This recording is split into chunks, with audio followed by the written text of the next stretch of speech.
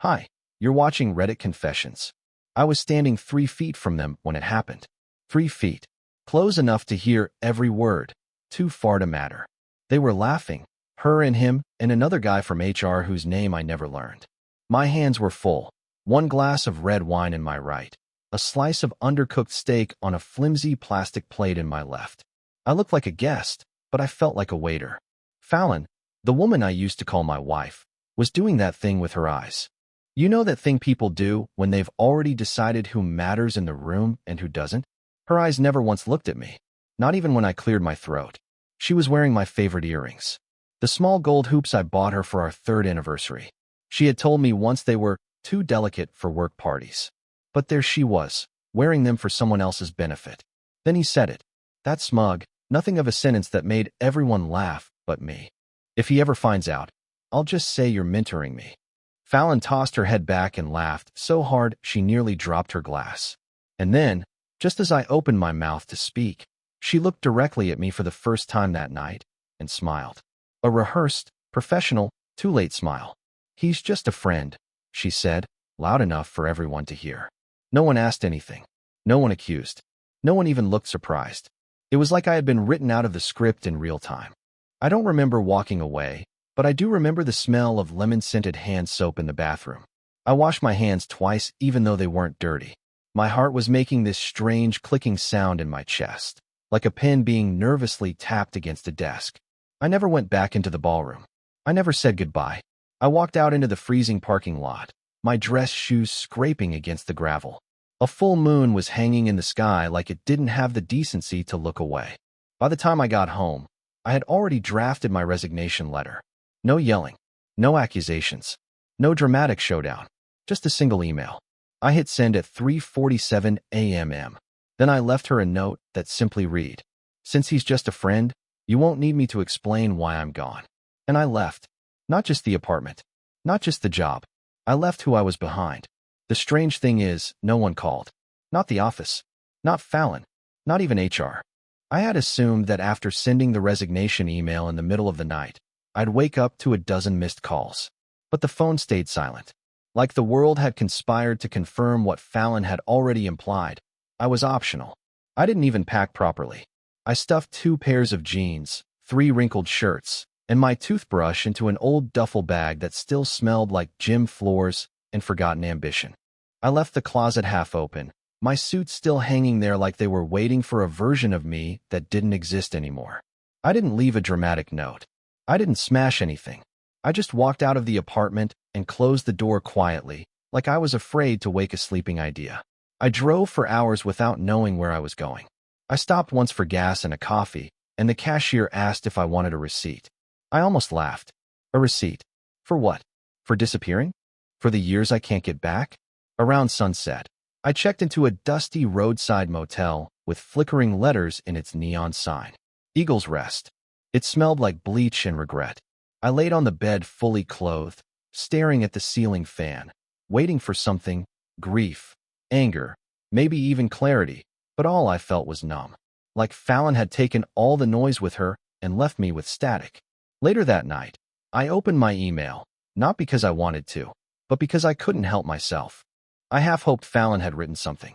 A question, a sentence, even a sarcastic remark. But there was nothing. Only an automated reply from IT saying my access had been revoked. Just like that. I opened our shared calendar out of habit. It was still full, meetings, brunches, dentist appointments. Her name was everywhere. Mine was nowhere. It occurred to me that maybe this wasn't sudden.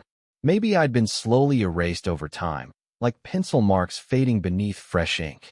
And the worst part? I let it happen. I told myself I wouldn't look her up. That was the deal. If I walked away, I'd stay gone. No backtracking, no peeking through digital keyholes. But on the 3rd night in that motel room, with the TV playing late-night reruns to no one, I broke my promise. I still had access to our shared streaming accounts, our photo library, even our cloud calendar. She never changed the password. Still my birthday, ironically. The one thing she hadn't erased. I clicked on the photo folder marked 2023 events and scrolled through dozens of snapshots I'd never seen. Fallon at a rooftop bar with coworkers. Fallon in a photo booth making kissy faces with 2 other women, and There he was, calm, center of the frame, her hand on his chest, his fingers on her hip. That photo wasn't just a moment. It was a confession with a filter. She had told me once that Callum was barely tolerable, that his ideas in marketing were recycled Pinterest quotes. So why was she smiling at him like he'd saved her from a burning building? I closed the laptop but couldn't unsee the truth. My heart wasn't racing, it was stalling, like it didn't even know how to react anymore. Betrayal doesn't always scream.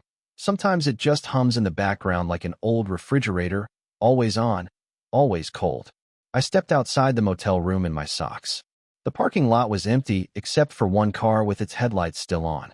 I stood there, thinking about how quiet the world felt when you didn't belong to anyone anymore. No wife, no workplace, just this rented silence. That's when I noticed an email notification pop up on my phone. It wasn't from Fallon. It was from Human Resources. Apparently, they needed me to complete a transition survey about my exit from the company. I laughed. For real. Alone, in the dark, standing on cracked concrete in my socks. What was I supposed to say? I left because my wife fell in love at the office, and I disappeared before I begged her not to. I didn't fill it out. Some exits don't deserve closure. On the fourth day, I ended up at a coffee shop 2 towns over. I hadn't shaved. My shirt had a mustard stain I couldn't explain, and I looked like someone who had just lost a bet with life. No one noticed me. That's not self-pity. That's just fact. People see what they expect to see, and no one expects to see a grown man whispering apologies to himself over a cold croissant. The place was hosting a kid's birthday party. Confetti on the floor, balloons tied to chair backs, cake smeared on tiny faces. I sat in the far corner like I was allergic to happiness. Then I heard a voice that stopped me cold. It wasn't Fallon.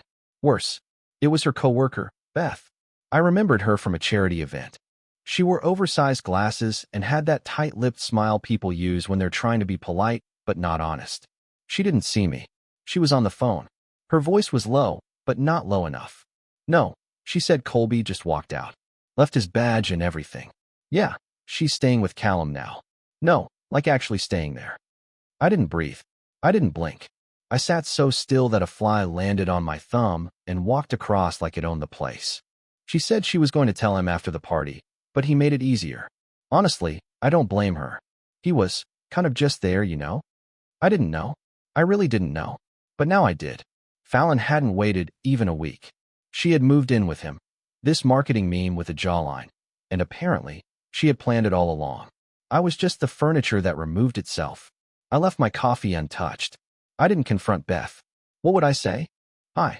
Sorry to interrupt your soy latte, but I just overheard my marriage was a group decision I wasn't invited to. As I stepped outside, some kid threw a handful of confetti into the wind. It caught in my hair, stuck to my shirt. For a second, it looked like I had come from a celebration. But I hadn't. By the 5th morning, I had become someone I didn't recognize. I wasn't sleeping. My meals consisted of gas station sandwiches and lukewarm coffee. The motel staff stopped knocking for housekeeping. They just slipped the towel bundle under my door like I was some ghost they didn't want to disturb. And maybe I was. I knew I shouldn't look, but I did. I found Callum's social media page. He had one of those vague bios. Creative thinker. Passion chaser. Love hard, live louder. The kind of nonsense that makes men like me feel like they've been living under a rock. But what gutted me wasn't the slogans. It was the pictures. Fallon was in them now. Not hiding. Not subtle. There was one photo of them sitting by a fire pit, legs tangled, her laughing with her head tilted back, wine glass in hand. The caption read, "Grateful for the ones who see us before we see ourselves." I don't know what hurt more, the implication that she'd never felt seen with me, or the number of mutual co-workers who had liked the post. Smiley faces. Heart emojis. Fire. No one seemed shocked. No one seemed disappointed. Just me. Later that day, I got a notification that Fallon had updated her relationship status. Publicly. Not even a week after I left. No, we're figuring things out. No, it's complicated. Just a shiny new start with a man who used the word synergy unironically. That evening, I drove back toward the city, not to confront anyone, but because I couldn't take the stillness anymore. I parked near the park where Fallon and I used to walk Sunday mornings. As I sat there, engine off, I noticed a group of people setting up folding chairs and string lights. A rehearsal dinner. A small one. Intimate. Warm. I watched as two people practiced exchanging toasts, laughing when they stumbled over lines. Then, out of nowhere, Fallon walked by in the distance, arm in arm with Callum, dressed like she belonged in someone else's storybook. She didn't see me. Or maybe she did and didn't care. But I saw enough. And for the first time, I realized this wasn't a chapter break. It was a replacement draft. That night, after watching them disappear into a world I no longer belonged to, I drove aimlessly for hours. I don't remember the roads I took. I don't remember stopping for gas. All I remember is the blue fluorescent glow of an old motel sign flickering like it was gasping for breath. I took it as a sign and pulled in. Inside the room, I caught my reflection in the mirror above the dresser. I didn't recognize the man staring back. The shirt was wrinkled and 2 days old. My eyes looked sunken, like someone had gone in and scooped out the hope and left the shape behind. I reached for the mirror, almost out of instinct, and noticed something scratched into the top right corner of the glass. Letters, faded but still visible. Fallon. It wasn't my Fallon, obviously, but the name stopped me cold. It was her name, in someone else's handwriting, etched into a mirror in a place I had never been. The kind of thing you could explain away, coincidence, common name, graffiti, but in that moment, it felt like the universe was mocking me. Like every room I entered came pre-marked with her presence. I sat on the edge of the bed, staring at that name until my phone buzzed. It was a calendar notification. Our anniversary was tomorrow. 9 years ago, we danced under string lights in a rented vineyard. She wore white, but not a wedding dress. Fallon never liked tradition. She kissed me in the middle of a speech. We both laughed when people clapped. Now, I was alone in a motel room with her name carved above my head and a memory I couldn't wash off. I thought about sending her a message. Just one. Something simple. Do you remember what tomorrow is? But I didn't. Not because I was strong, but because I was afraid she'd reply, no. Should I? I turned my phone off. The room was silent, but the mirror kept whispering. I left the motel at dawn without checking out. I didn't even take my bag. I just couldn't sleep under her name. 2 days later, I returned to our apartment building, not because I wanted to, but because I had nowhere else to go. I wasn't ready to see her. I didn't even want closure anymore. I just needed to pick up a few things I'd left behind. My passport, some old journals, and a USB drive that had my grandfather's voice recordings on it. I knew she'd be at work, probably sitting beside Callum in some meeting about brand synergy or emotional resonance or whatever empty words they used to describe selling things. The building manager recognized me. He didn't ask questions. He just handed me a cardboard box and said, "She left this with the front desk last week. Said you'd come eventually." The box had my name written in Fallon's handwriting. I knew that curve in the C, the tight loop in the Y. Even her rejection was neat. I took it back to the car and sat in the driver's seat without starting the engine. I just stared at the tape holding the box closed, suddenly terrified of what was inside. What if it wasn't just clothes and notebooks? What if it was proof that I never mattered at all? I opened it slowly. Inside was a folded gray hoodie I used to wear when we binge-watched true crime shows on Sunday nights. A ceramic mug that said, "World's Okayest Manager," a dumb gag gift from one of her birthdays that I'd secretly loved. My toothbrush. A pair of socks I never wore because they were too tight. And at the bottom, a photo. Us, in Chicago, from our second year together. She was in mid-laugh, and I was looking at her like I had just found something precious I didn't deserve. There was a sticky note on the back of the photo. All it said was, "You were good to me. I'm sorry that wasn't enough." I didn't cry. I just sat there and stared at that sentence until the sun went down. It wasn't enough. Not the years. Not the loyalty. Not the thousands of tiny moments that made me think I was safe. I put the box in the trunk and drove away again. Not out of rage. Just because I didn't know where else to be. It's strange how healing doesn't come all at once. It doesn't feel like a sunrise. It's slower, quieter, like fog slowly lifting off a lake until you realize the water was always there. You just couldn't see it yet. A week after the box, I drove north with no destination. I stopped in a town I'd never heard of, with a diner that smelled like burnt toast and optimism. I stayed at a place called Sparrow Inn, which sounds fake, but was real. The woman at the desk handed me a key with a real metal tag and said, "Stay as long as you need. We don't ask questions." I didn't know how badly I needed someone not to ask.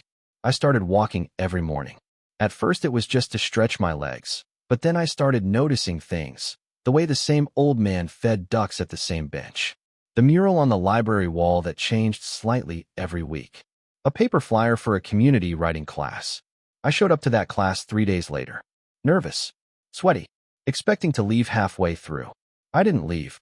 I wrote about the first time Fallon said my name. Then about the last. I wrote about the cold motel mirror. About the coffee shop. About the cardboard box.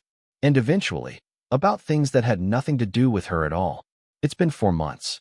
I don't check her social media anymore. I don't refresh Callum's feed. They don't exist in my life now. And that's not bitter. It's just honest. I still carry the photo from Chicago, but I don't stare at it like I used to. It's just part of the past. A page in the journal, not the final line. Last week, the old man at the bench handed me a folded map of the town. He said, "Circle the places that feel like home. That way, when you're ready to leave, you'll know exactly what you're taking with you." I circled the library, the diner, the bench, and the little classroom where I remembered I still had a voice. Fallon was the storm, but I survived. And now, I get to decide what I build in the quiet after. Thank you for following this journey here on Reddit Confessions. If you've ever walked away from something you thought you couldn't survive and found something better waiting, tell us in the comments. And just for fun, what's a small historical event that completely changed the world, but most people overlook? We'd love to hear your thoughts. Don't forget to like, share, and subscribe for more real stories just like this.